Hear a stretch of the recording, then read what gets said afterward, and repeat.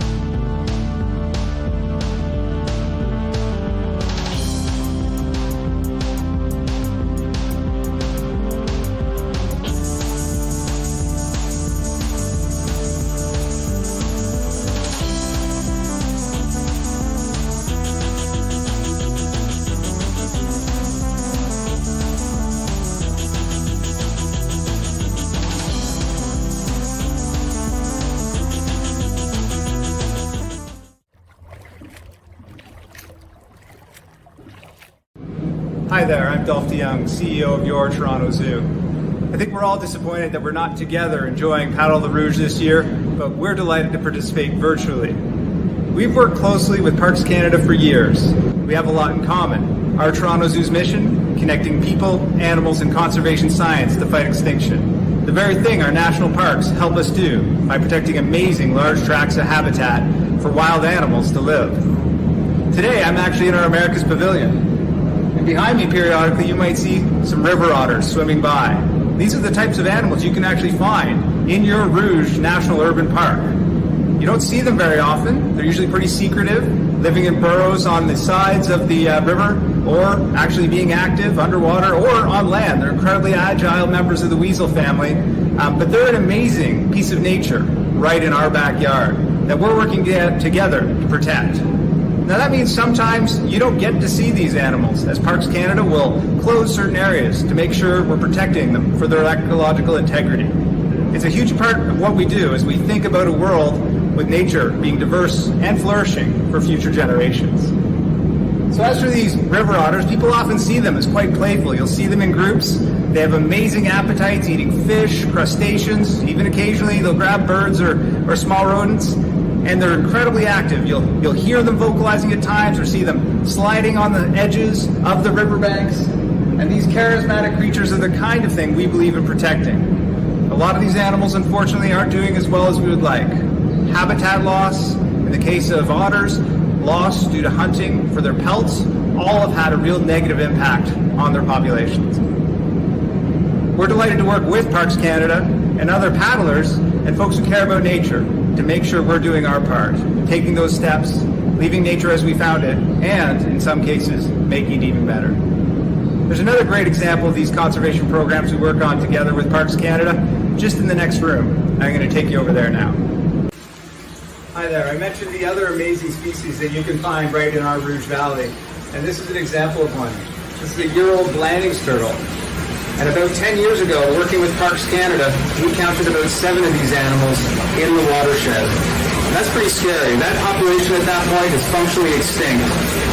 Over the past half-decade, working with Parks Canada, our partners in the province, as well as the Toronto Region Conservation Authority, our team has raised and released 400 of these animals. We're going to keep doing this for the next 20 years to make sure we have a viable population of these Blandings turtles calling our Rouge Valley home. It's the kind of conservation work that only can happen when organizations work together.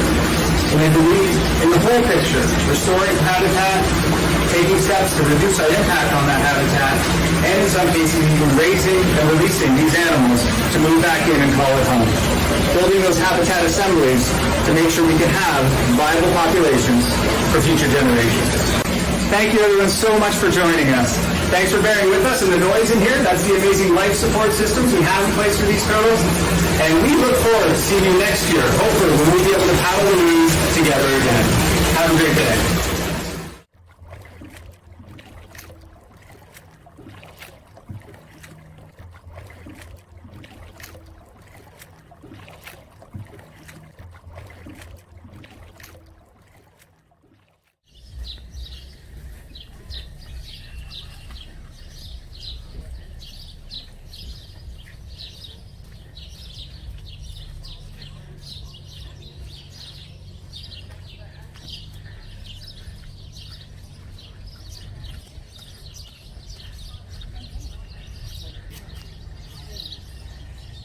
Hey, Dave. Janet, morning. How you doing? Great day for a paddle, eh? I got all my gear lined out here. Let's see what we got. If you're gonna go canoeing, obviously we need a paddle and personal flotation device, or a PFD. Should be appropriate for your size and weight. It should fit really well. I'll put that on after. We'll show you how to fit that. And then some basic health and safety stuff you should have with you. Of course, in the summertime, you need to dress appropriately for the weather. A good hat, sun hat, sunscreen at least, some water. I've got a first aid kit. We've even got a compass that's actually required by Transport Canada for human-powered craft, pleasure craft. I've got a flashlight, just in case, waterproof. A throw bag. Transport Canada says you can check the website, by the way, and look under human-powered craft, pleasure craft. But you need 15 meters of floating rope. This is a nice little package. Morning. It's okay. Oh, go ahead. It's cinema verite. 15 meters of floating rope they recommend, but a throw bag from a store is a good little investment. A baler, because you might get some water in the canoe. And here's my real good hat. I just have this one for promotional purposes, but I usually wear this one. Not two at the same time, no. Very gauche. And then you want to keep things dry, and especially now we have electronic equipment. Even my keys are electronic, so I have a dry bag to put in my pack. And unfortunately, I forgot to put my phone in one of these things last week. I was on the Thames River in London and got it soaked. So I have a new phone, and I'm double packing it with waterproof container and a waterproof dry bag in my pack. And you might want to pack some snacks too.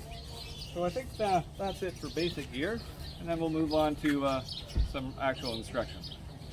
Now, canoe paddle. To fit properly, put it on the ground in front of you. It should come somewhere between your chin and your eyes. Somewhere in there is a good fit. The grip is very important. So the top hand goes right on this, it's called the T handle, goes right on the top of the T like that.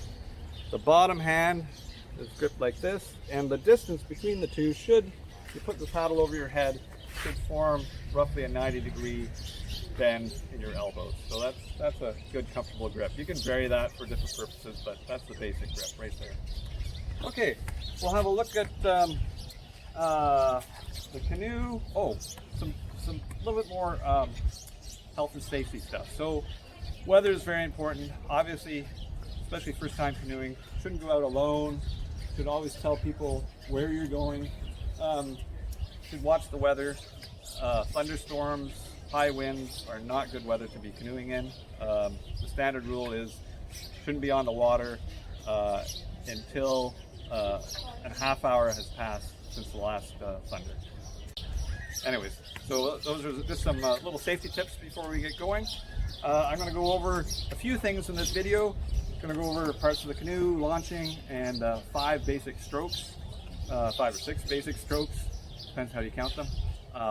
Just enough to get you going on the water. I'm an intermediate paddler myself. I've had several sessions of instruction, but mostly I've learned by watching more experienced people.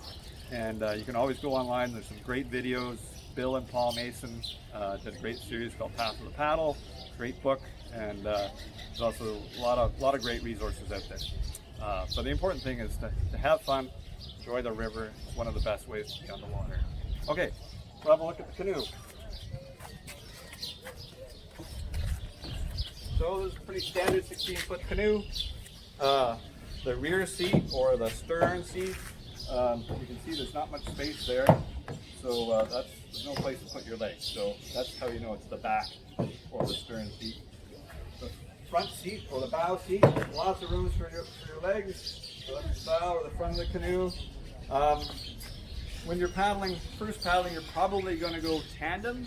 So there's lots of variations on this, but the person at the front in the bow, they provide mostly the power. They help a bit with steering and looking out for obstacles, obviously. The person in the back does provide power, but they do most of the steering. Now that's a very basic thing, because once you get into whitewater, the person at the front, especially in whitewater, is equally as responsible, if not more so, for steering than the person at the back. But for flat water purposes, that's kind of the way it is.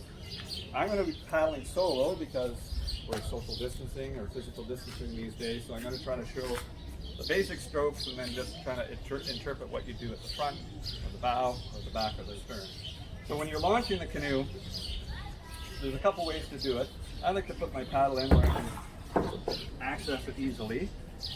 I'm just going to slide it in to get it into the water where it's to the point where it's stable, but not too far on land so you can't get it off, especially when you're by yourself. If you're with a partner, it's a lot easier. The partner can sit on the canoe and stabilize it, keep it from rocking. The important thing is to stay low, step in the middle. Canoes are known to be tippy. They're actually not as tippy as you think. And this is one time when it's okay to grab the gunnel. So I'm just going to get in, stepping in the middle, rocking here, grab the gunnel. I'm actually going to face backwards just because it's a bit easier here. I can push off. Now, again, with a partner, if you're going to let your partner get in the canoe, you should kind of brace to help them because they've helped you and now you can help them out. I'm just going to push off and I'm going to start paddling. Oh, pretty soon. So, the paddle strokes I want to cover, I want to do the forward stroke, backward stroke, high stroke, raw stroke.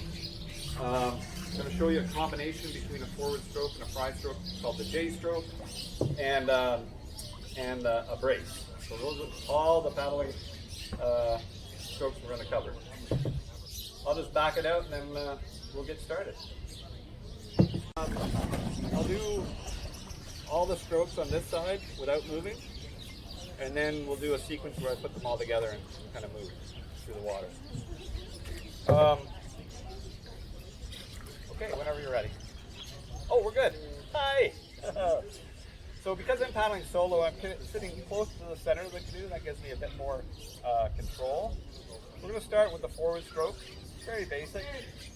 Canoe up, straight up and down like this, or the paddle straight up and down like this. Don't reach too far forward. A short stroke is nice and efficient.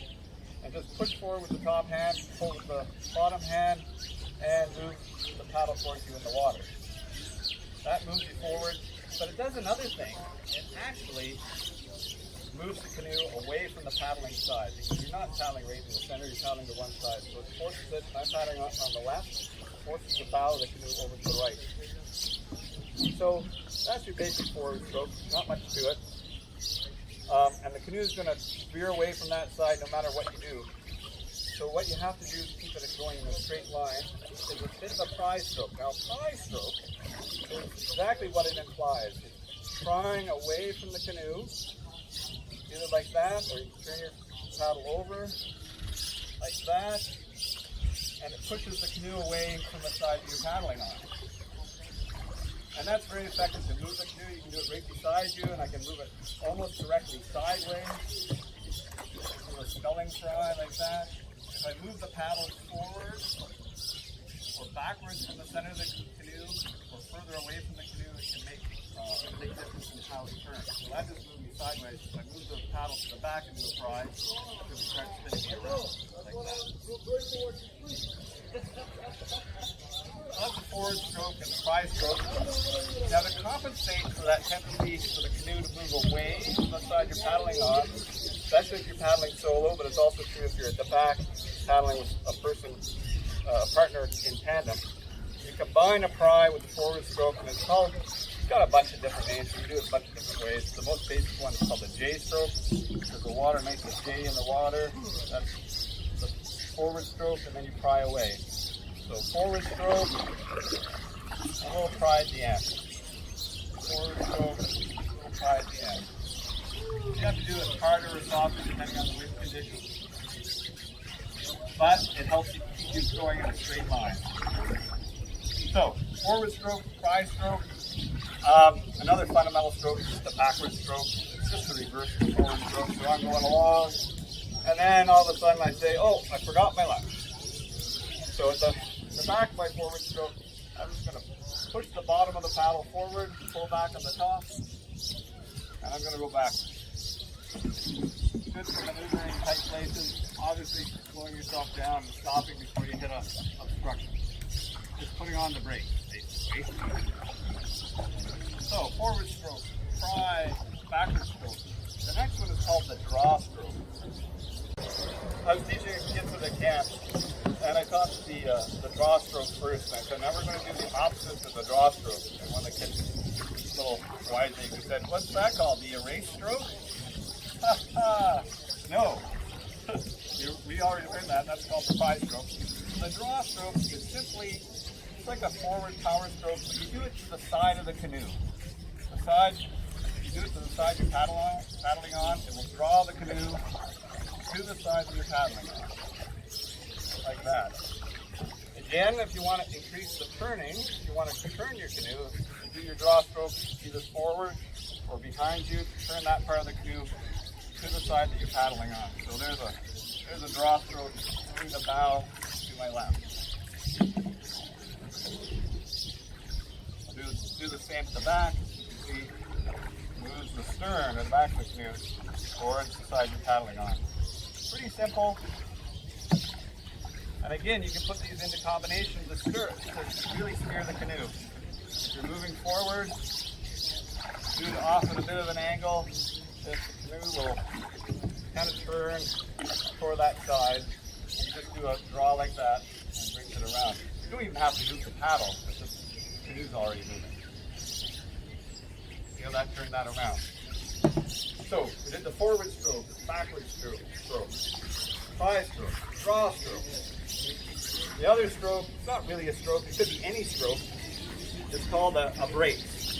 And a basic brace is just keeping your paddle in the water. New instructors will tell you, if you run into problems, if you hit a rock or wave, don't do this. It's the worst thing you can do. It's this natural tendency, but keep your paddle in the water. Any stroke will do, but what the paddle does, it acts like an outrigger and extends the functional width of the canoe. So you have your paddle in the water, your canoe isn't this wide, it's however wide your paddle is. So now it's that wide, the end of my paddle. I said it could be any stroke, but the basic, most people think of the brace is called the flat brace. And it's holding the paddle like it's a beaver's tail, especially if you're moving just skins along the top of the water. Again, it acts as an outrigger. So I'll just give an example. something's upset me on this side, I put my paddle down like that. Even flap it a little bit, just like a beaver's tail. It prevents the canoe from tipping over to that side. So there you have it. Front stroke, back stroke, pry, draw, brace, J stroke, which is a combination stroke. Those are your basic strokes, and almost any other stroke and technique in the canoe is a combination of those strokes in some form or another. So we'll put it all together, maybe some commentary. Janet will fill me. I'll just move forward and do a little bit of a circle over here. My forward stroke. I don't mind the canoe turning too much. I'm starting to feel a little bit too much, so I'm doing a little J stroke at the back. And I want to go more to my right, so I'm going to reach out further from the canoe. Again, anything further from the center of the canoe increases the turning.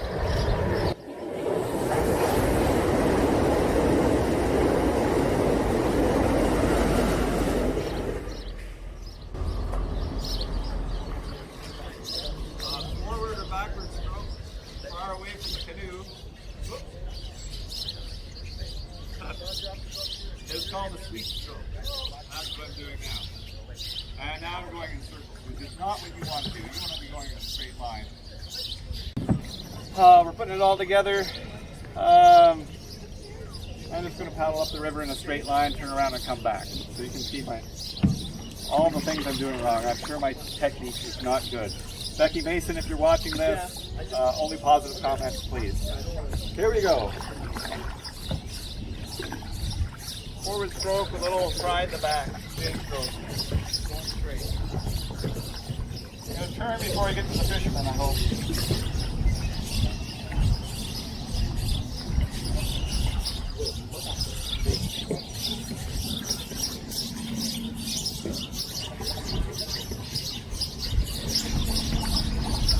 I'll paddle straight back at you. Forward stroke.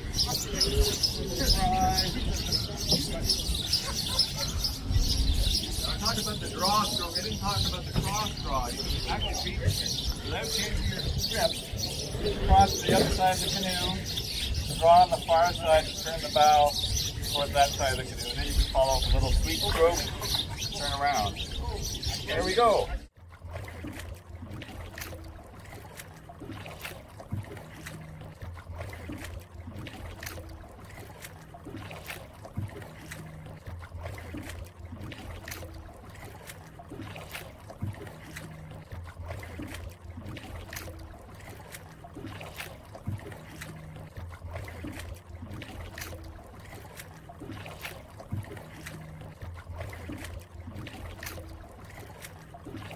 I love the Rouge because of the way the park borders Scarborough, where I live. The large scale of the ecosystems that surrounds the Rouge are a comfort in my mind's eye. Nature, to me, is comfort. The health of ecosystems make me feel at ease and can dictate my productivity. Paddle the Rouge gave me positive perspective when it comes to a collective urban perspective on parks and freshwater resources. Paddle the Rouge was unique in the sponsorship it had, the Métis involvement, the kids, and especially the scale of the day. My favorite experience with Wildlands was having the opportunity to share my canoe with some kids who seemed to soak up every section of the water while being on it. The flooding of the parking lot was extremely memorable.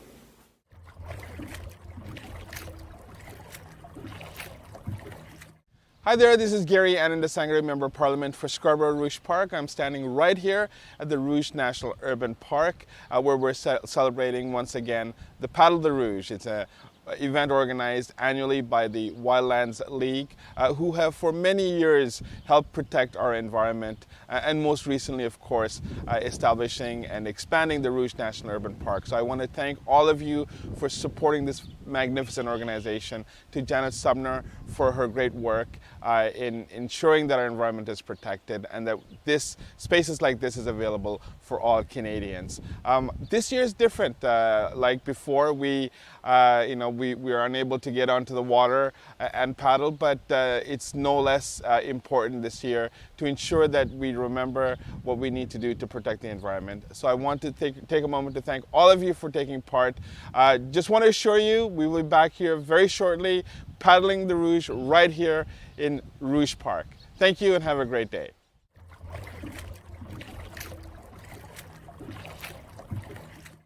Hi there, it's day 2 and I hope you're really enjoying Paddle the Rouge. This is a story from the front lines. I want you to understand just how much fun we have when we go traveling across Canada and what we get to see. This is the story of a polar bear and a camping trip. Yeah, we were in his neck of the woods. Anyway, just to get to Hudson Bay, I'll give you an idea of what it took. This is obviously pre-COVID, when it was safe to travel. So we set off from, some of us drove and some of us took flights from Toronto and ended up in Timmins. And from Timmins we took we rented a van and drove to Hearst, which is another hour and a half, 2 hours, maybe 3 hours. Can't remember, I think it's 3 hours. Anyway, we get there. We then board a charter, a much smaller plane, and we take that charter and travel another 3.5, 4 hours up to Peawanuck, which is on the Winnisk River. And in Peawanuck, we were guests of the First Nations, and we had a meeting that night, and we had good conversations. And the next day, we were going out on the land with 3 First Nations guides, led by Sam Hunter, who often works with us and takes us out on these trips and knows this area like the back of his hand. Anyway, we were traveling by motorized canoe on the Winnisk River, going north to Hudson Bay. It took about 3.5 hours to get out to Hudson Bay. And I think we stopped for lunch at that point, and then we turned into the bay, which was very, very, very cold. Even though it was August, you could still see chunks of ice floating by you, sea ice. And what was most magical that day was there was a pod of belugas, maybe about 100 of them. And they were swimming with us, and I'd never seen this before, but they were swimming like dolphins would. Like we were in this pod of belugas swimming like dolphins as we were going. As I said, it was just magical to be on the bay and find that. And then we traveled another 3 hours. Again, it was very, very, very cold, and most of us had our clothing kind of wrapped around us and sort of buried our hats so that we wouldn't get the very, very cold water, frozen water, in fact, on our faces because it was dropping our core temperature. And as we headed out to this favorite landing place for the Indigenous people up there, where they launch some of their fishing and their hunt from, it's a well-trod area where they take trips out to. I peered over the bow of the boat, and we were the first boat. We had 3 boats, and I could see, just sort of raised my cap up, and I could see a little bit, just in a very tiny sliver of space that I had opened up, and I could see a polar bear. I was like, wow, that's amazing. We came up here, we wanted to see it all, and we just kept going towards him. And I started to get a little nervous. I thought, what is happening? Well, that polar bear was basically right where we were going to be camping that night. So the First Nations, of course, are very adept at being in this landscape and avoiding confrontation. You're not the top of the food chain. You don't want to have that confrontation. So the polar bear, though, he was a bit cheeky. He came out into the water and pretended like he was swimming, as opposed to the fact that he was standing. And I was very cognizant of the fact that he could move quite fast in the water and also on land. And the way they get their food is they reach up and grab you and drop you into the water to get your Scooby snacks. So I was feeling a little bit like his food at that point. But again, as I said, the First Nations were really adept at being able to avoid the confrontation. And even though he started going with his teeth, we didn't have to worry, and we were able to camp there and had a great time. That's one of the many stories that we have from traveling on the front lines of conservation and getting out there and trying to understand all the things about nature and how, and nature in Canada very specifically. And many people don't know that Ontario has the world's most southern population of polar bears. So it's been a real treat to be able to go and do that and bring you at least one of the stories from one of our trips. Hope you enjoy the rest of Paddle the Rouge. Have a great day.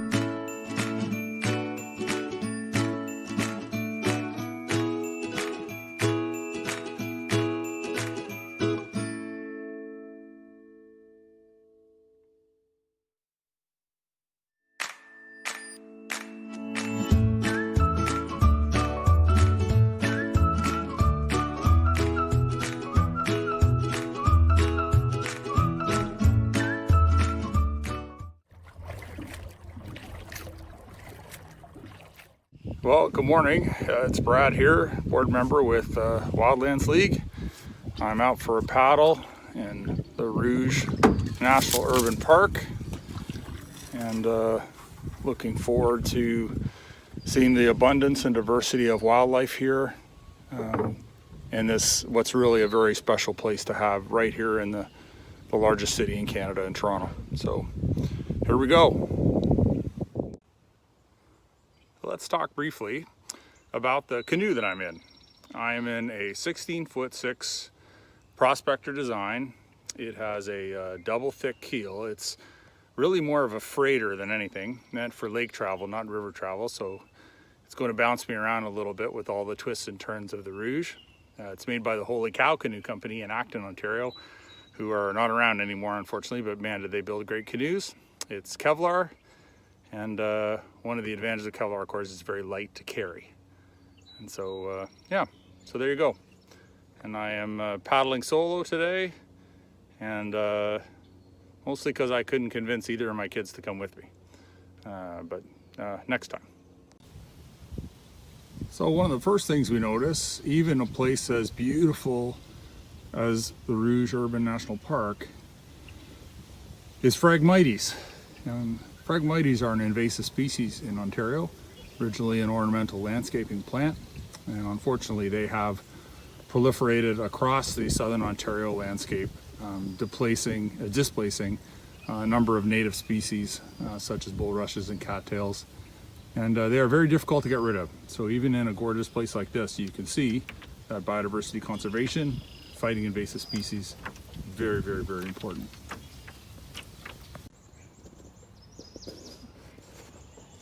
Just coming around the bend here, see other paddlers enjoying their time on the Rouge. Oh, kind of wish that person was in a life jacket, but okay. Lots of bird sounds, occasional turtle, some geese. Beautiful. Took me half an hour to get here on the 401 from West Toronto, where I live, and this is in the east part of Toronto. So what a nice experience.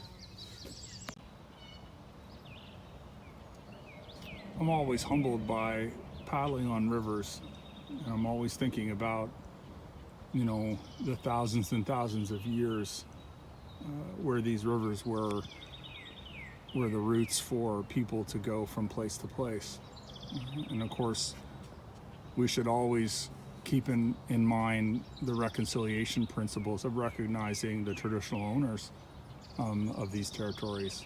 You know, in this case, it would be the Huron-Wendat, the Haudenosaunee, and the Anishinaabe.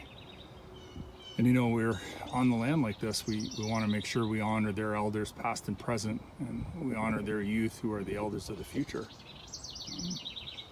Conservation, preservation of biodiversity, mitigating climate change, all of it has to be done in the light of the reconciliation commitments that Canada has made to Indigenous people. And so a place like the Rouge Urban Park, National Park, I think has a really important role to play in helping to ensure that those connections to the land for Indigenous people and the recognition of these traditional territories is continuous, both from the generations now and to the generations future. These are white pines. You can hear some noisy blue jays up there as well.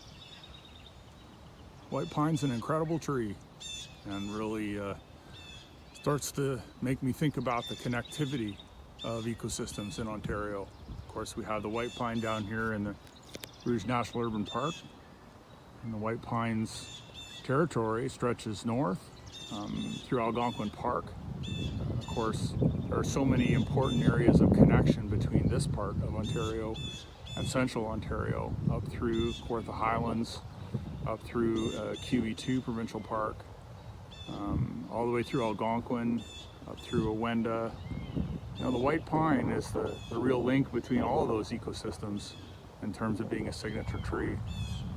And you'll have the white pine all the way up through the Giants of Temagami, which is an imperiled part of the province, and just as it starts to meet the boreal forest and the rivers of black spruce that you find in northeastern and northwestern Ontario.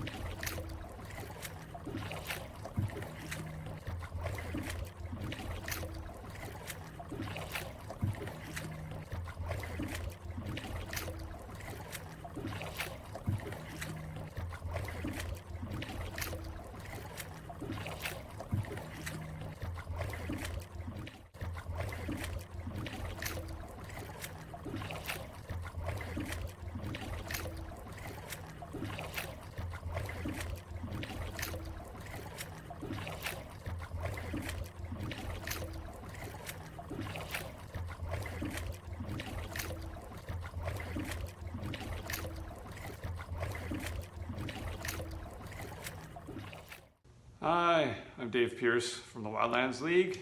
Happy Paddle the Rouge Virtual 2020. I'm here to give you about a 5-minute chat about our nature connectivity project. I'm standing on a big floor map that we use in some of our displays when we're going around and actually talking to people rather than virtually. And the nature connectivity project is a concept that we're working on with a bunch of other organizations, Indigenous groups, and others to bring about a vision about a connected, protected, and restored landscape in southern Ontario, where we have the highest species at risk numbers in Canada, the lowest level of protection, and some of the highest risks to climate change. So this is our floor map.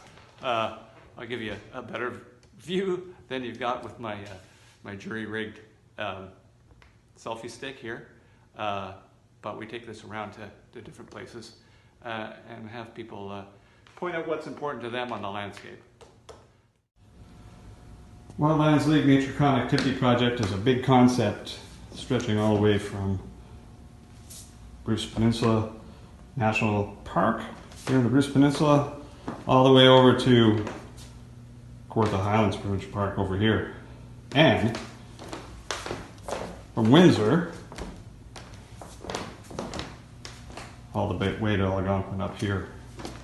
And we're working with many organizations, environmental organizations, indigenous groups and advisors, land trusts, to make the vision of a protected and connected and restored Southern Ontario a reality. Now, we're talking about Rouge Park today, and Paddle the Rouge. Rouge Park is here, right on the border between Toronto and Ajax and Markham, down in here. And it's actually quite well connected to the broader landscape. So we've got the green belt, which is a level of protection that protects against urban sprawl in through here. And that connects all the way up on the east side of Lake Simcoe, pretty close to Queen Elizabeth to Wildlands Park up in here. And from there, you can imagine a network of protection going through Crown land and forest and some private land all the way to Algonquin, across through north of Peterborough over to Kawartha Highlands Provincial Park, and then to the west over to Georgian Bay over here. And so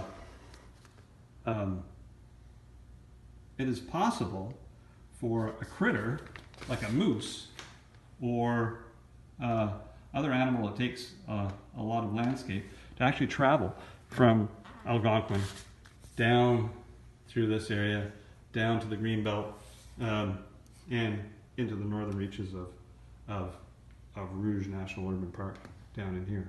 In fact, a few years ago, there was a moose spotted in the Markham area. And that just gives the idea of the connectivity that's there, but with development pressures, suburban sprawl, aggregates, other infrastructure projects, those corridors of connectivity over the next few years could be cut off. So our vision is to protect core areas like Rouge National Urban Park through restoration, green infrastructure, other conservation measures out to the broader landscape, out to other parks, and provide that connectivity that wildlife need, that we need for recreation, and we also need to buffer the worst effects of climate change and actually fight against that, because these natural areas, green infrastructure, protected areas actually store a lot of carbon and absorb a lot of carbon.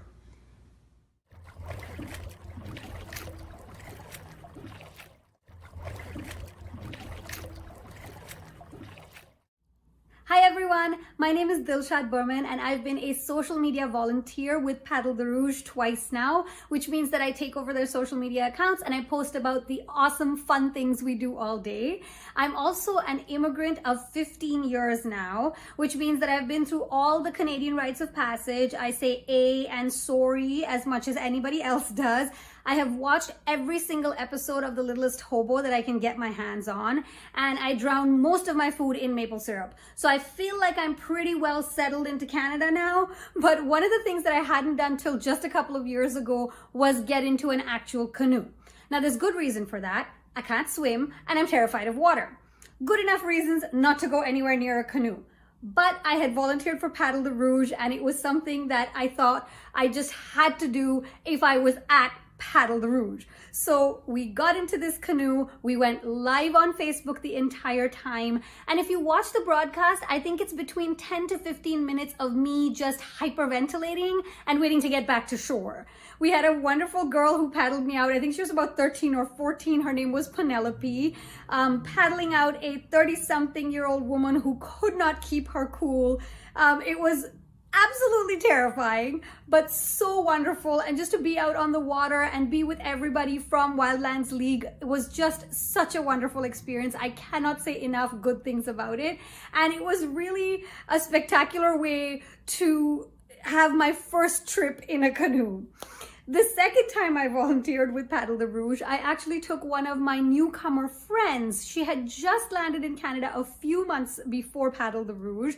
And I said, well, this is gonna be a great Canadian experience for you, so let's go. I take her out in the canoe. She's paddling, she's fine, she's having a whale of a time. I'm hyperventilating. That whole broadcast is also mostly me yelling and screaming, and her just having the best time of her life. A really great Canadian experience for her as well. I cannot say enough good things about Paddle the Rouge and Wildlands League. I love them so much, and I love the work they do so much, bringing awareness about conservation of the Rouge. It is a cause that is very, very close to my heart, and I have had such a wonderful time volunteering with them. I'm so sad we cannot do it this year, but hopefully bigger and better things next year when we're all safe and we can all stay healthy while being outside and enjoying the Rouge. Thank you so much again for letting me be a part of this. I will miss this year's event so much, but I love you guys and thank you for letting me be a part of this. Bye.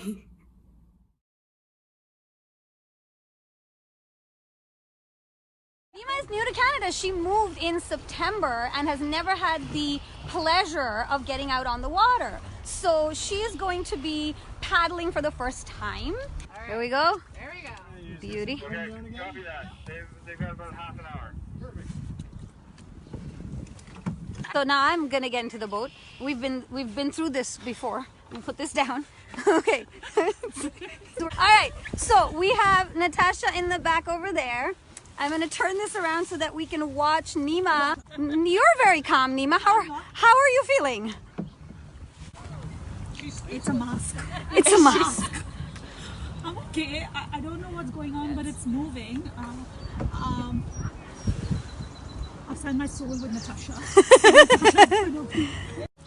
Sorry, I'm actually freaking out still. Nima is actually paddling. I did not paddle. I just screamed through my whole first paddle.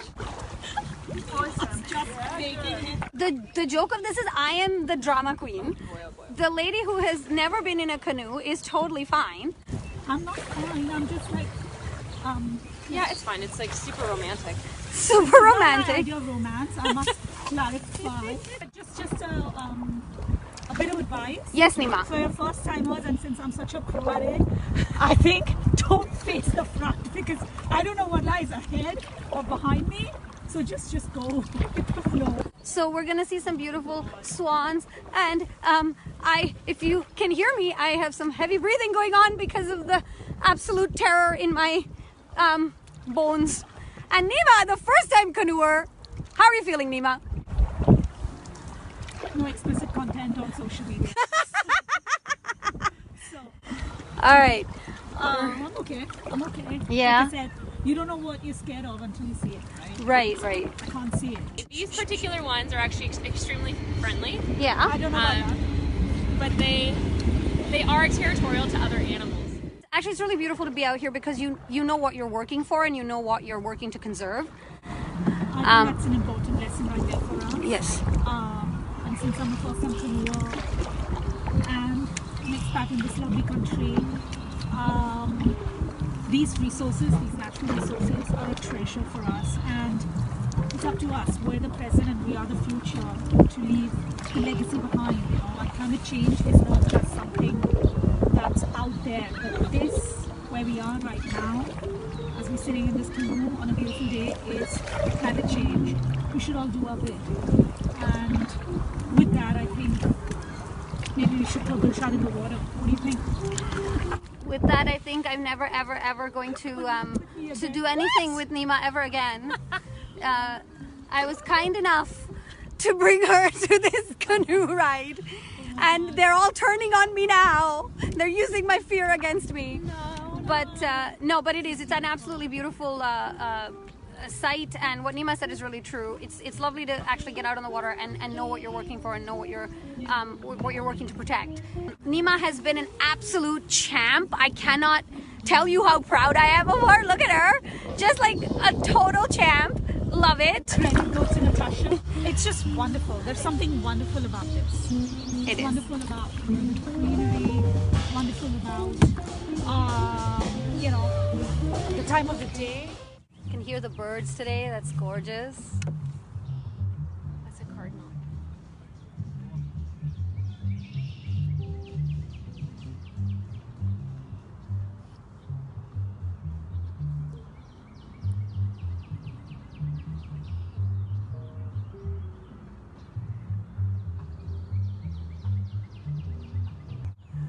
A moment on the Rouge with first-time canoeer Nima. Look how beautiful it is from this angle. Moment of reflection. This is nice. Absolutely stunning. It's so calm.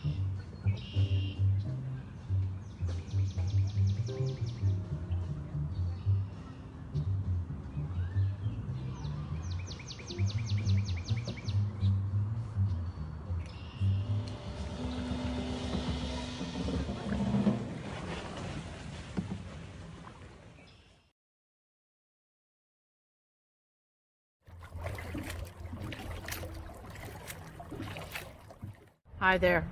I hope you're enjoying our Paddle the Rouge, the virtual event. We certainly are really appreciating putting it together for you. We love doing this and we'd like to do more of it and have more events online. If you're so inclined, please make a donation, share it on your sociables. There's various buttons to do that with, and tell us what you think about it. We'd really appreciate that. Now I'd like to tell you about a story of one of the creatures that we meet, or one of the animals that we meet as we're heading on our various travels. It has nothing to do with the Rouge, and it's a story about the boreal. We were traveling north to see caribou, to learn more about the land and understand a little bit more of the interaction with climate change and nature. And as we landed on the Sutton River, we were traveling with Kathy Jones from This Hour's 22 Minutes and the Deputy Premier. And when we got there, it was a beautiful day, a little bit rainy. No big deal, right? Little rain. But I don't know if you know this about the boreal, but it really is very buggy. And there's a good reason for that, because 3 billion birds travel north every year from the south. From 40% of the birds actually on the whole continent travel north, 3 billion of them, to the boreal. And they feed on this big bug stew, a slowly decomposing mass of organic material. And it's full of bugs. Well, these birds love it. It helps them grow a whole bunch of new birds, and 5 to 6 billion birds then fly south and repopulate the bird populations for the entire continent.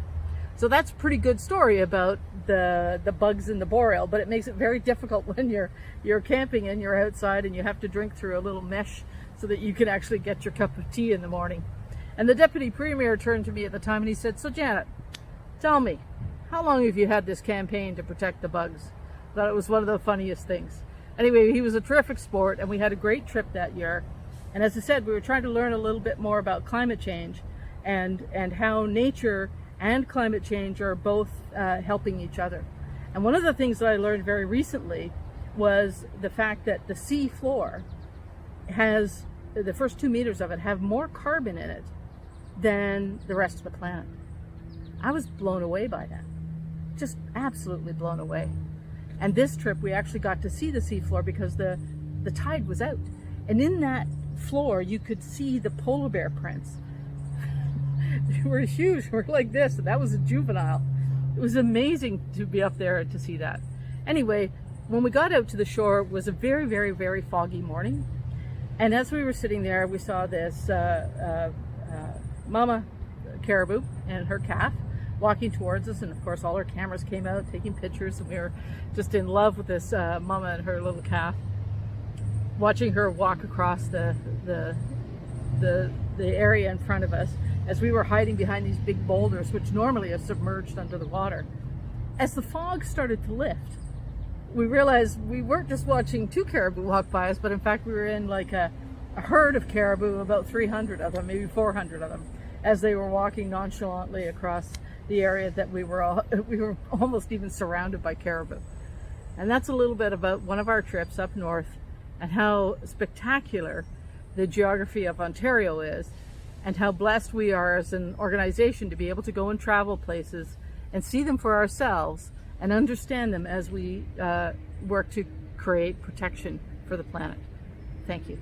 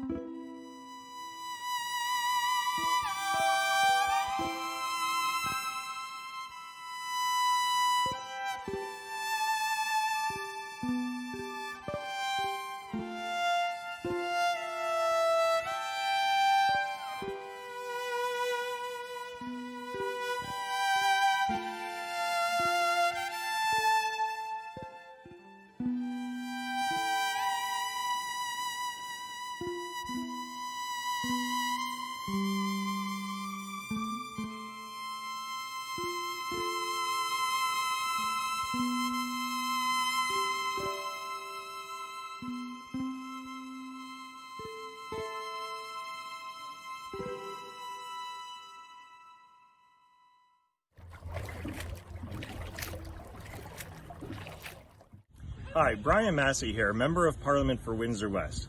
I want to thank the Rouge National Urban Park for for inviting me to participate in Paddle the Rouge. Although we can't do it this year in person, we can do it virtually. And it's important because national urban parks are part of our future. I was proud to support the Rouge, and I'm also proud to work on the Ojibwe National Urban Park here down in Windsor. Located from the Detroit River going into the City of Windsor area, we're trying to unite City of Windsor property, private property, public property, and most importantly, a piece of protected land called Ojibwe Shores, which unites the water to the entire refuge system. In that area, we have species that are at risk and unique to Canada, over 100 of them, but they're very much important to our future. So getting a national urban park in Windsor would be significant. Not only that, it's adjacent to the Gordie Howe International Bridge, a brand new border crossing that's being built between Windsor and Detroit. What a welcoming site it would be to have a national urban park as the gateway to Canada on the busiest international landboarding in North America. I want to thank you for all the work you've done over decades. It's important because national urban parks should be part of our future. They include our neighbors, our friends, our governments. They build the opportunity to participate in a meaningful way for change, making sure our human health is connected to that of our local community and environment. So again, have a great time. Thanks for very much inviting me. I look forward to continuing the work together to build a national urban park, not only in Windsor, but across our country. Thank you very much.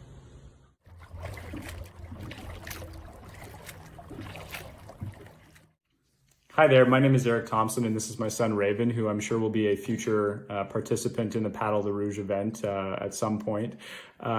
I've been volunteering, I guess, with the Wildlands League for the last 4 or 5 years and participating in the event over that time as well. Obviously, Paddle the Rouge is a fantastic opportunity to connect people in the community to nature and continue the protection and preservation of such a wonderful part of the city that's home to incredible biodiversity. I think it's 1,700 different plants and animals that call the area home. So it's really a fantastic event that I've been very happy to be a part of over the last few years.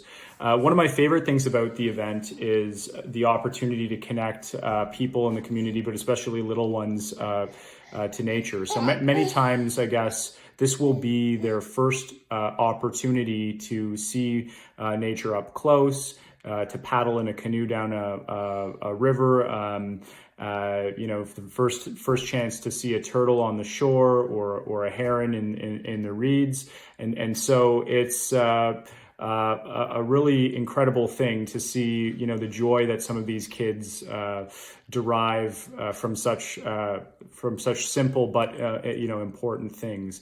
And I think the hope is that those are memories that will stick with them for a long time, and that will create an enduring and hopefully lifelong love and passion for nature.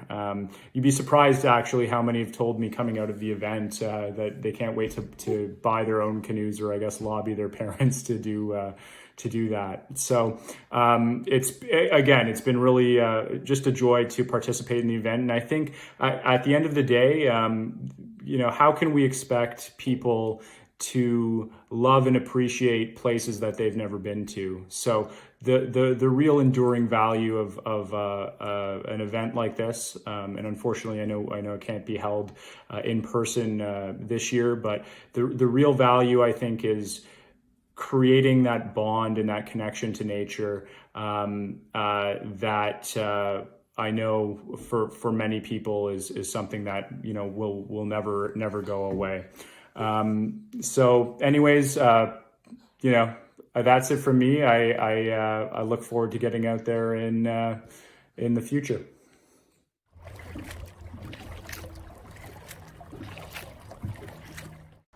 Hi, I'm Dave Pearce from Wildlands League. Welcome to Paddle the Rouge Virtual 2020, Day 2.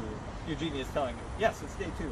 We're down at Rouge River, and this is actually where Paddle the Rouge used to end up, at this concrete abutment. It used to be a kind of a pier, maybe it was an old bridge, I don't know. But when we had not very many paddlers, we used to come all the way up here and then turn around, and there was a bit of flowing water. It was kind of fun, added to the logistical challenge. But so this is the Rouge River, and I'm here to talk about trees today. So as we look around, we can see a few different types of trees. on the far bank, you see there's a stand of like Christmas tree-like trees. Those are Norway spruce. They're not native. There's a lot of non-native species around. Since Europeans have inhabited this area for several hundred years, they've planted species from their homelands, and some of them are invasive and some of them are harmful and some of them aren't. Norway spruce are pretty easily controlled, but they are non-native, and it would be better to have native plants in here. Right around us, there's a few others right beside us. Oh, over here. This is a small tree or a shrub.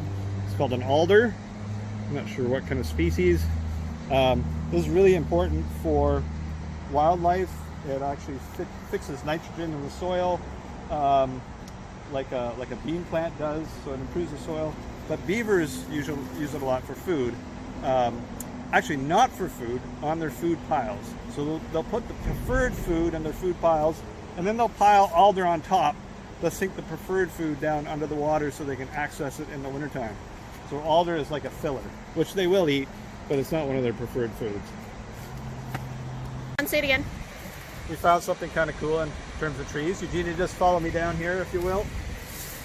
And you can see this big scar on this tree. We were talking about beavers earlier, and the beavers have tried to chew through this, but they probably gave up and went off for something a little bit tastier or easier to cut down. But they really like this kind of tree. It's a member of the poplar family. It's a eastern cottonwood, and they're very typical, close to the beach, close to water. They like to grow close to water, so it's good for beavers. And their Latin name is, I think it's Populus deltoides, and it's because they have a leaf that's like a delta, like a triangle. You can see the leaf there. It's kind of cut off at the bottom, a straight edge like a triangle. Eastern cottonwood, and a few weeks ago they were producing a lot of what looks like cotton, which is just the seeds and their method for propagation and dispersal. This big chunks of cotton full of seeds coming off their flowers. Another kind of cool tree, people have mixed feelings about this tree. It's Manitoba maple, and there's some debate whether it's actually native or it did invade from the prairie provinces, but it's definitely native in Manitoba, and it's become naturalized all over Ontario, and again, likes to have its roots wet. It's generally close to the water. People call it a weed tree because it grows really fast and then it just falls over often, but it makes really neat structure.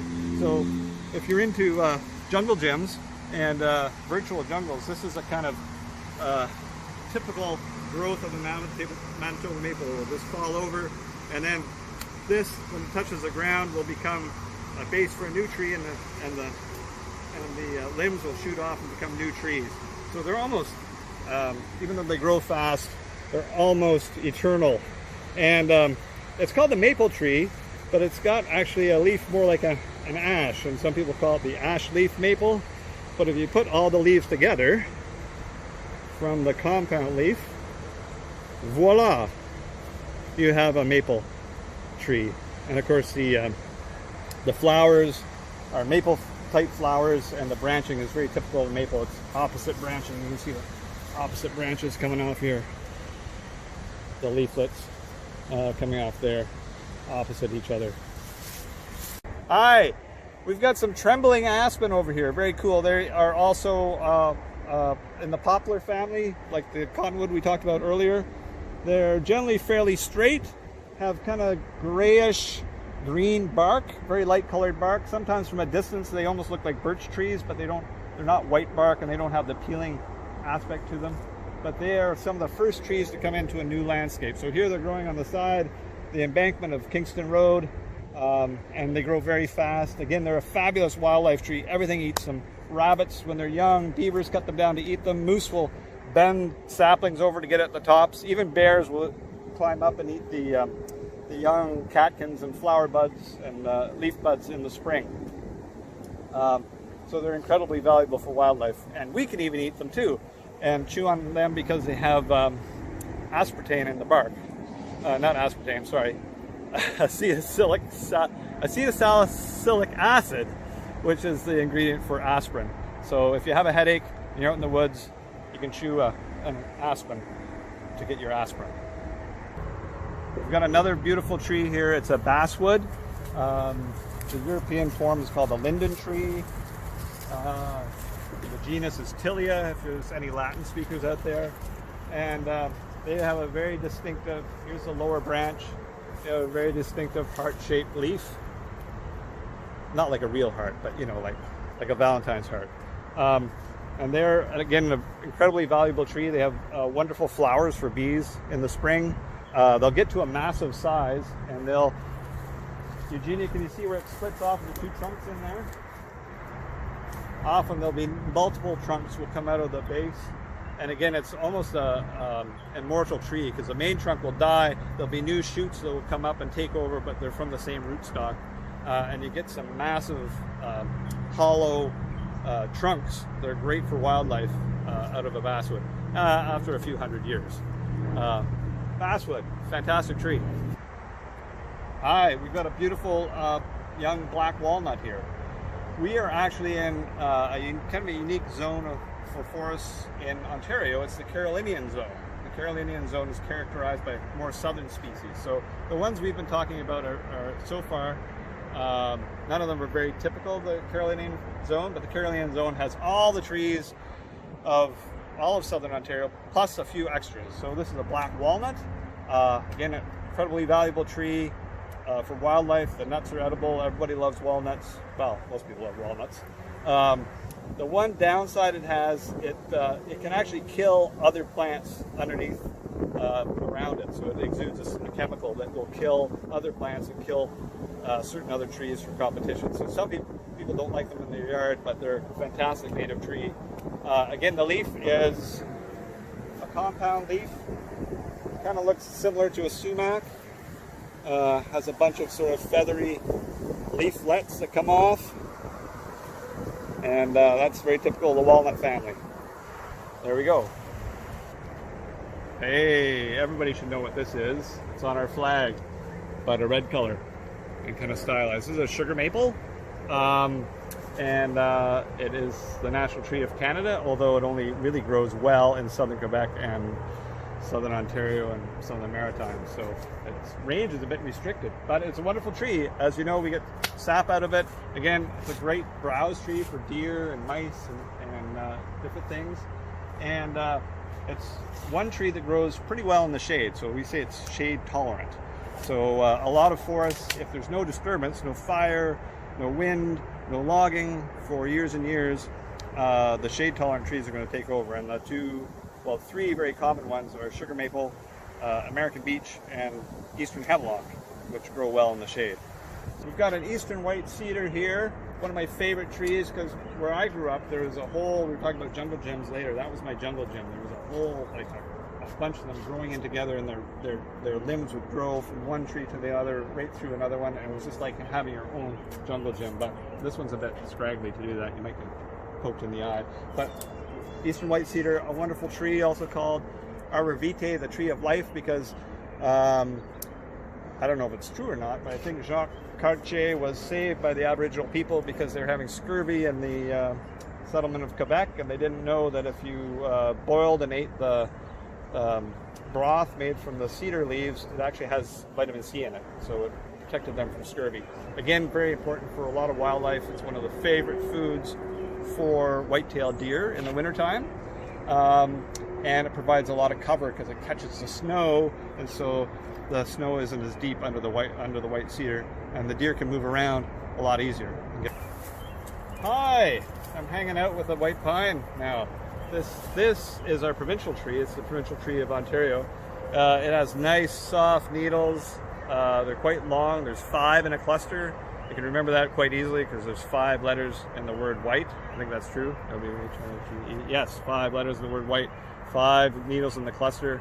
And I think it was called a white pine because of the sap that will often come out and form like a white surface, and the bark is kind of light colored. But anyways, it can grow to be a monstrous tree. Eugenia took a shot, and hopefully we'll be able to share it, of the white pine, and they'll just keep growing and growing. And so they become what are called super canopy trees right above the rest of the trees will be maples and all kinds of other things, and then you see this giant white pine kind of sitting up above them with their limbs kind of bent by the wind, because they are the wood is very subtle, or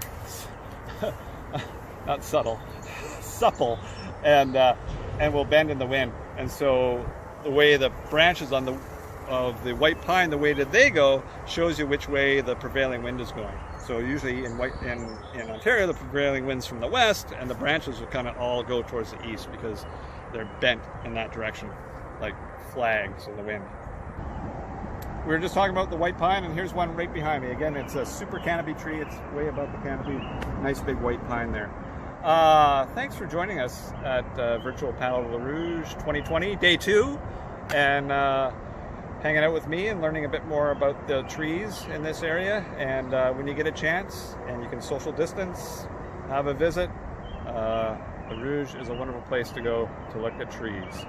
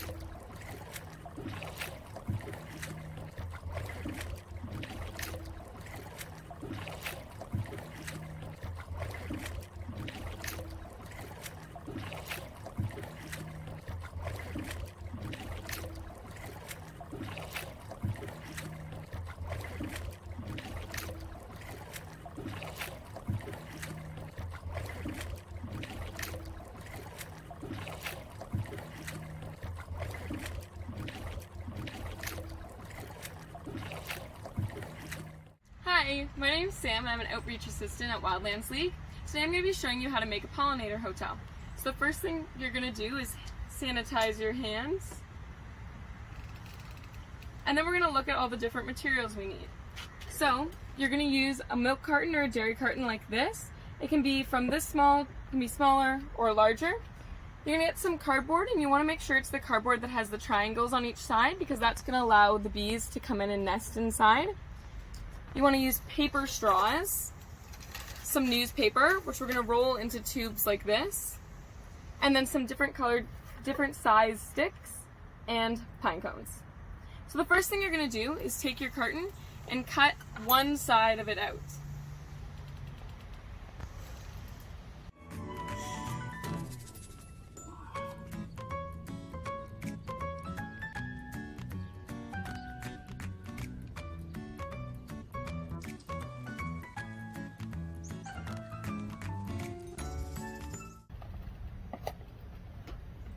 If you're younger or not as confident with scissors, you want to ask a parent for help. So when you're done cutting it out, you're going to have this. And what you're going to do is then take your materials and start cutting them up so that they fit inside of your container.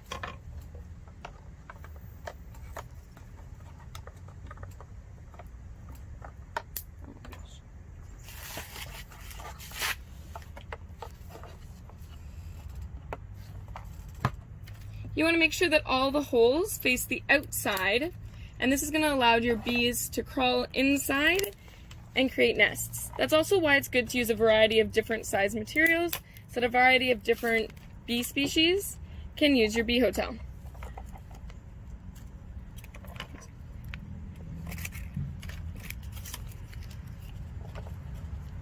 You want to pack these in as tightly as possible. That's going to provide a little bit of insulation and keep the bees nice and warm. Now when you're using materials, you want to make sure that any non-waterproof materials that you're using, you're going to have to bring it in outside of the rain.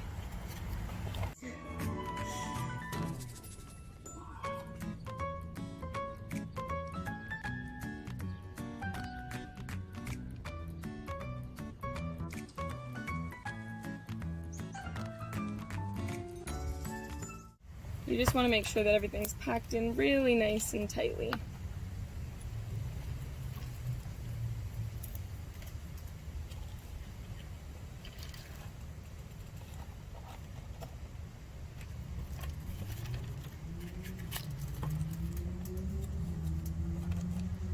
So when you're done packing everything in, you can paint your bee hotel and decorate it however you would like, and your finished product is going to end up something like this. So you see how many different types of materials are packed in. All the different newspaper tubes are also different size. There's straws, tiny tubes and larger tubes, and it's all packed in really nice and tight. That's going to just allow all different types of bees to come in and make their burrows. And then you can decorate it however you would like. If you want to learn more about our work on protecting nature in Canada, you can head over to our website at wildlandsleague.org, or you can also follow us on social media. We have Instagram, Twitter, Facebook, and LinkedIn.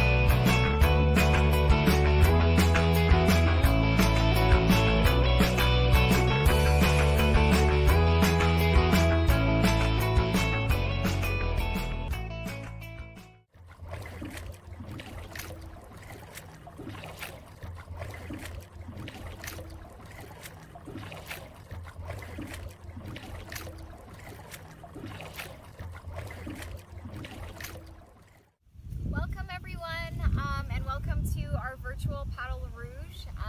I'm going to be taking you guys through a Get Fit yoga flow just to get you guys moving out of your seats and hopefully get your blood flowing a little bit.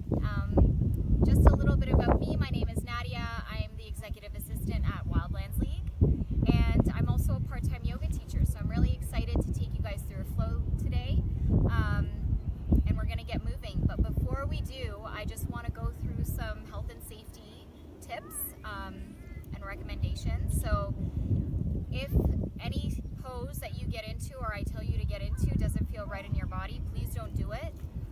Also, if something feels uncomfortable, if you don't feel right doing it in your body, that's okay too. Yoga is very fluid. You don't have to do everything that I say.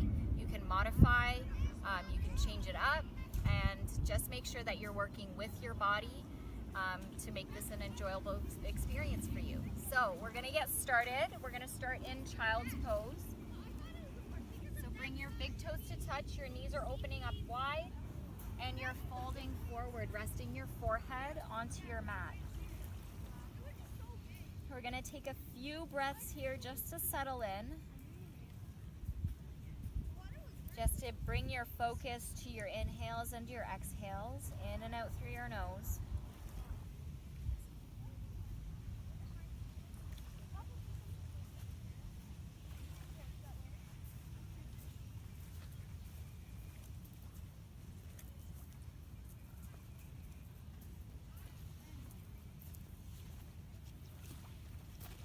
Take a moment to recognize your surroundings.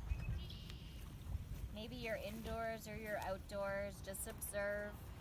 maybe what sounds you're hearing while you're in this pose.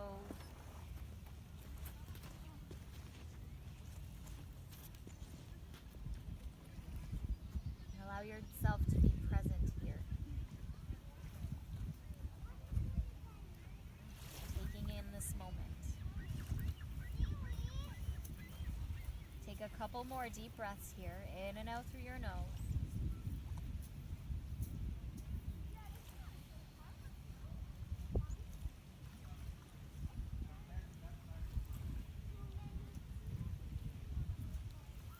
On your next inhale, you're going to start to shift your weight forward. Curl your toes, lift your knees, and lift your hips up and back into downward facing dog. So in your down dog, you're spreading your fingers out nice and wide. You're pressing your knuckles into your mat. You can always keep a slight bend in your knees here. If that feels better in your body, then please do this throughout the course of this entire class. And press your tailbone up and back. So it's really reaching up to the sky. Land in your down dog here, just feel this. Your gaze is in between your legs. On your next inhale, you're going to lift your heels up. Exhale, bend your knees, gaze in between your hands, and step up to your hands. Inhale, lengthen your spine into a halfway lift, flat back. Your gaze is slightly out in front of you. Exhale, fold forward. Inhale, reach your arms up, look up. Exhale, left arm reaches forward, right arm extends back, and gaze towards your right fingertips. Inhale, back up through center. Exhale, twist the other way. Gaze towards your left fingertips. Inhale, back up through center, reach up, look up.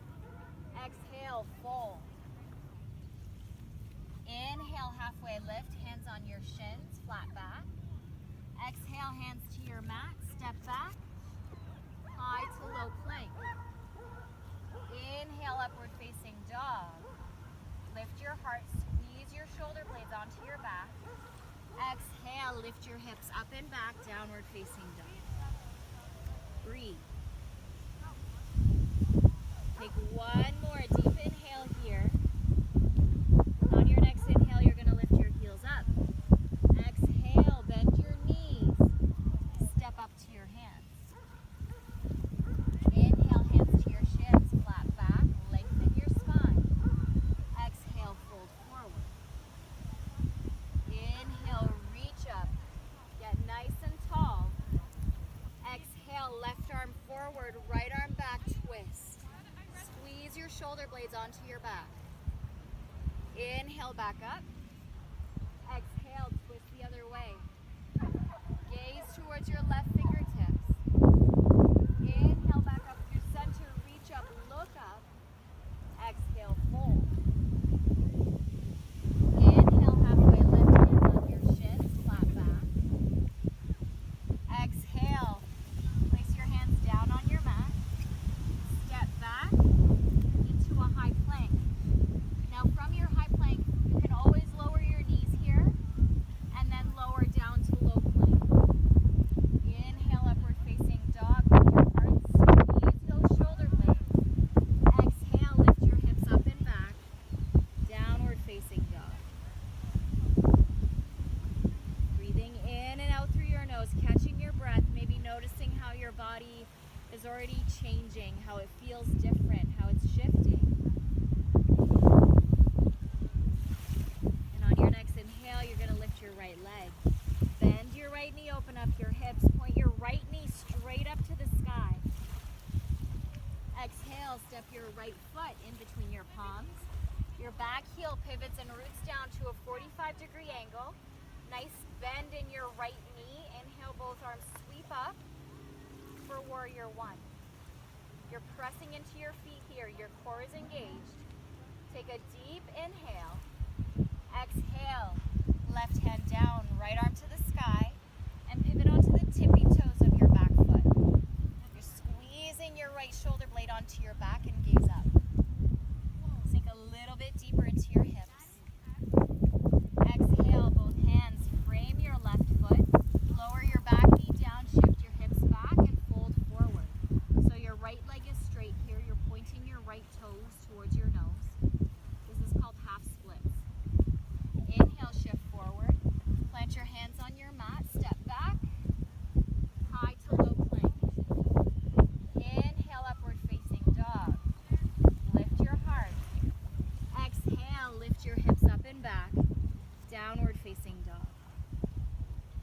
On your next inhale, lift your left leg. Bend your left knee, open up those hips. Point your left knee straight up to the sky. Exhale, step it through. Back heel pivots down to a 45 angle. Arms rise up. For warrior one, nice bend in your left knee. Press into your feet, soften your shoulder blades. Exhale, your right hand comes down. Pivot onto the tippy toes of your right foot. Left arm reaches up and look up. Sink into your hips. One more deep breath in. Exhale, hands down to your mat. Lower your back knee down. And you're going to shift your hips back. Straighten your left knee. Your left toes point to your nose. Fold forward. Breathe in and out through your nose. On your next inhale, shift forward. Hands to your mat. Step back. High plank. Again, option to lower your knees if you need to. Exhale, lower down. Inhale, upward facing dog. Lift your heart. Exhale, lift your hips up and back, downward facing dog. Then from here, you're going to lower down onto your knees. Find child's pose. Catch your breath.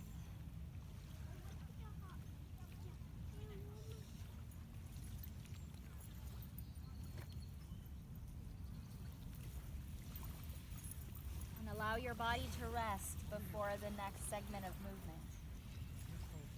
Allow yourself to catch your breath. Appreciate your body just as it is. And on your next inhale, slowly make your way back into downward facing dog. On your next inhale, you're going to lift your right leg, hip height. Exhale, step your right foot to the top of your mat. You're on the tippy toes of your back foot this time. Inhale, both arms rise up for crescent lunge. You're sinking nice and low into your right knee. You're breathing. And then from here, you're going to press into your right foot. And your left knee is going to come up and over your right knee for eagle legs. And then your left arm is going to swivel underneath your right for eagle arms. You're balancing here. You're sitting nice and low in your right knee. You have the option to bring your hands to your shoulders here. Whatever feels better. Breathe in and out through your nose. On your next inhale, unravel. Rise up and hug your left knee in towards your chest. From here, you're going to grab hold of your left foot with your left hand. Start to kick your left foot into your left hand and reach your right arm out in front of you. This is called dance rest pose. Now there's no rush to get into this pose, so take your time. If you fall out, you can come right back into it. Take one more deep breath in. On your exhale, lunge back into warrior two. Arms to a strong T. You're gazing over your right fingertips. You're sinking nice and low into your right knee. Your back foot is parallel to the back of your mat. Just observe. Inhale, flip your front palm, reach it up and back, reverse your warrior. Exhale, come back to warrior two. And then from here, you're going to push off your back foot, fly into your half moon. So your left arm and your left leg are floating up. Your hips are opening up to the side. Breathe in and out. On your next inhale, press into your right foot. Rise up into your tree pose. Now you have a few options here. You can use your foot as a kickstand. Your foot can come below your right knee, or you can bring it above your right knee. Do not place your foot on your knee. It's going to put too much pressure on your joint. So stay here, breathe. Find that balance. Come out, you can come right back in. Take one more deep inhale. Exhale, release your left foot down. Inhale, sweep your arms up, look up. Exhale, fold forward. Inhale, halfway lift. Flat back, hands on your shins. Exhale, hands down to your mat, step back. High to low plank. Inhale, upward facing dog, lift your heart. Exhale, lift your hips up and back, downward facing dog. All right, let's move through the left side. Inhale, lift your left leg, hip height. Exhale, step your left foot forward. You're on the tippy toes of your back foot, rise up into crescent lunge. Sink nice and low into your left knee. And then from here, you're gonna press off your back foot, right into your eagle leg. Your right foot up and over your left. Right arm underneath your left. Once again, you can bring your hands to your shoulders here. Whatever feels best. On your next inhale, unravel. Hug your right knee into your chest for a moment. And then from here, with your right hand, grab hold of your right foot. Kick your right foot into your right hand. Slowly lean forward for dancer's pose. Breathing in and out. One more deep breath. Exhale, lunge back, warrior two. Arms to a strong T, sit low in your left knee. Inhale, flip your front palm, reach it up and back, reverse. Exhale, come back to warrior two. Gently push off your back foot. Left fingertips in front of your left toes. Right arm and right leg float up for half moon. You're breathing in and out through your nose. Then from here, press into your left foot, rise up into your tree pose. Once again, take whatever variation feels best in your body. Hands at your heart. Take one more deep inhale. Exhale, release your right foot down. Inhale, sweep up, look up. Exhale, fold. Inhale, halfway lift. Exhale, hands to your mat, step back, right into downward facing dog this time. Catch your breath here. Breathing in and out. Then from here, lower down onto your knees, and we're just gonna stretch it out. So make your way onto your backs in whatever way feels best in your body. You're gonna place your right knee on top of, your right ankle, on top of your left knee. Clasp your hands behind your left thigh and hug it in. And this is called thread the needle. So it's a nice hip flexor stretch. Breathe in and out. Take one more deep inhale right here. Hug it in a little bit closer. Exhale, release, and switch sides. So your left ankle lands on top of your right knee. Clasp your hands behind your right thigh. And hug it in nice and close. Feel that stretch. Breathe, stay with your breath. Start to feel your body slowing down and starting to relax. Take one more deep inhale. Exhale, release. Hug both of your knees in towards your chest. Lift your head and your shoulders off your mat. Hug yourself into a tiny ball. Thank your body. And on your exhale, extend your legs long. Arms land by your sides. Eyes are closed.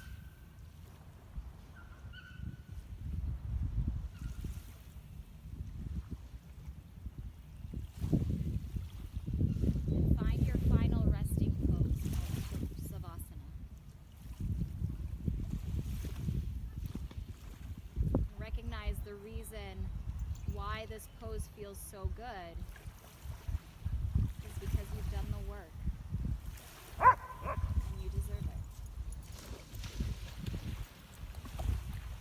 Breathing in and out through your nose.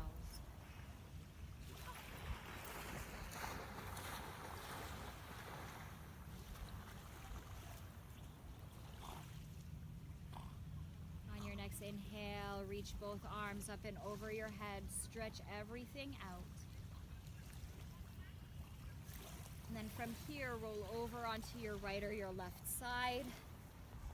And then press yourself up into a seat.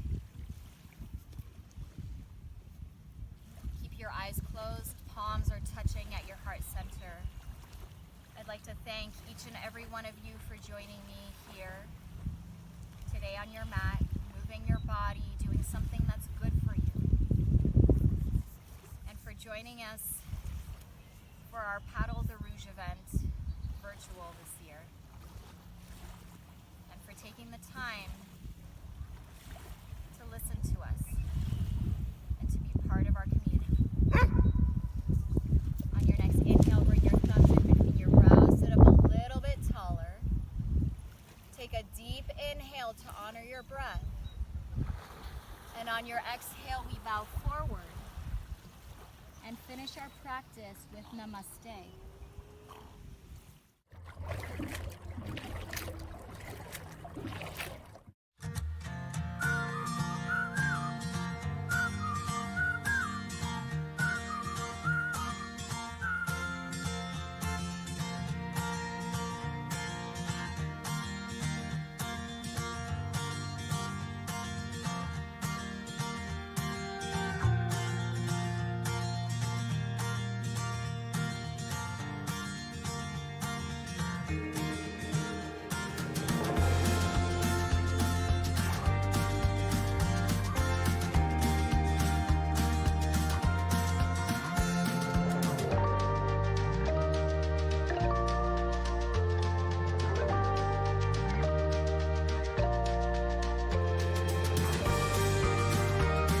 I'm very proud to announce today a historical day for us as we fulfill the dream of a protected area that stretches all the way from Lake Ontario to the Oak Ridges Moraine. Rouge National Urban Park is now 95% complete and becomes North America's largest urban park. I want to thank the Toronto and Region Conservation Authority for transferring 18.5 square kilometers of lands to Parks Canada and making this possible. Tremendous thanks to Parks Canada, who have been able and steadfast partners in actually creating this new National Urban Park. If we know that climate change is here and we know that we're losing species, the way to say we got this is by creating protected areas. And we so got this.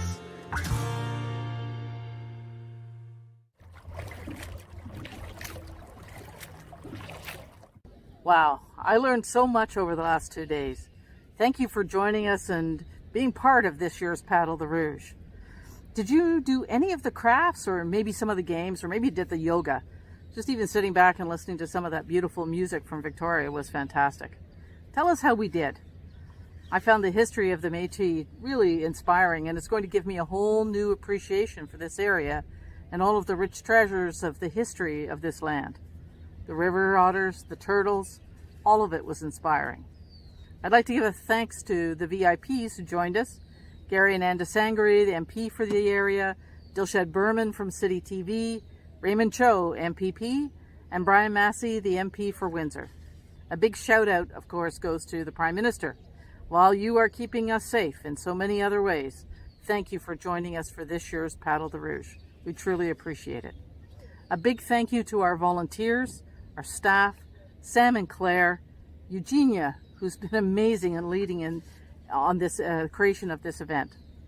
A thank you to the Toronto Zoo, Omar at Rouge National Urban Park, Virginia, the Métis historian, Victoria Yeh, who provided the soulful music that you heard, and our team in Halifax. Thank you so much for the kind message you sent. If you like this event, share it. Tell people about it. Watch it again. Make sure you share some of the information that you learned. Make a donation and tell us how we did. There's buttons all around this video telling you how to do that. Finally, a big thank you to you. Thanks for watching and making this year's Paddle the Rouge a huge success. Without you, we couldn't do it. If you really like this event, donate to support more events. Remember, we are Wildlands League.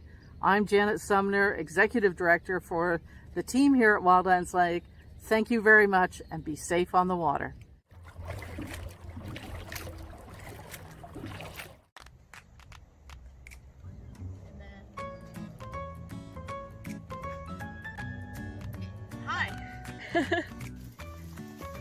I'm filming you already. Let's start walking.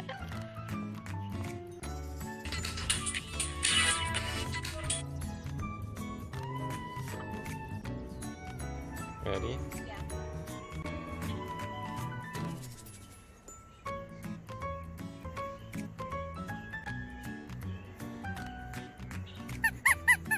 Yeah. With us, and you can learn more about us at wildlandsleague.org. Follow us on social media at our handle at Wildlands League, and if you tag us.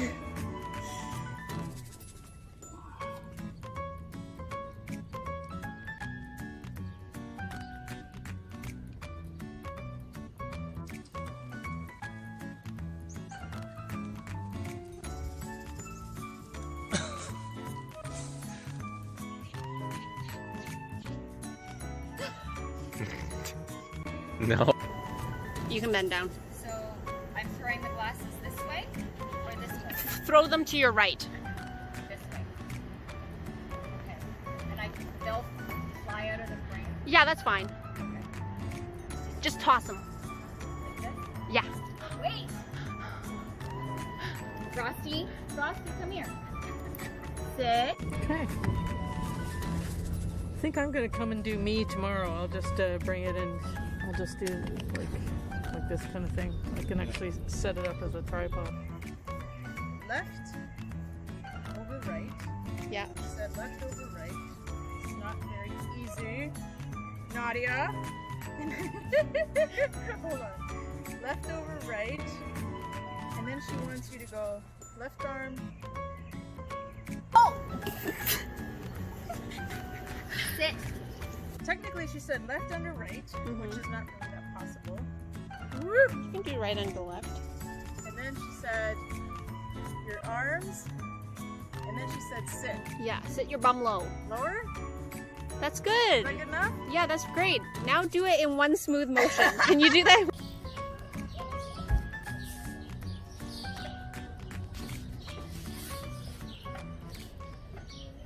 We're an environmental charity. Oh, bug just bit me.